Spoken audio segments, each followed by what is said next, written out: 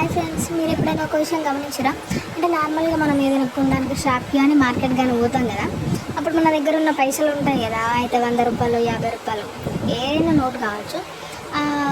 అమ్మేటోళ్ళు ఉంటారు కదా షాపుల్లో, కొంచెం డ్యామేజ్ ఉన్నా కూడా తీసుకోవాలి. అంటే కొంచెం లైట్గా చినిగిన కలర్లు అంటినా ఇంకా ఏ విధమైన చిన్న డ్యామేజ్ ఉన్నా తీసుకోరు. ఏమంటారు?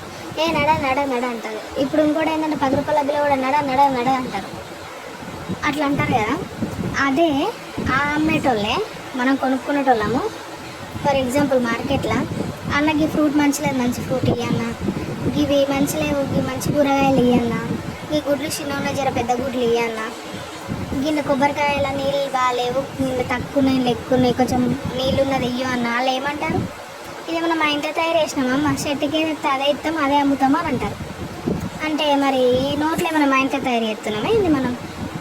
మనకు కూడా వేరే వాళ్ళు ఇస్తేనే కదా మనకు వచ్చినాయి. ఏందో ఏమో వాళ్ళకు న్యాయం మనకు న్యాయం అంట.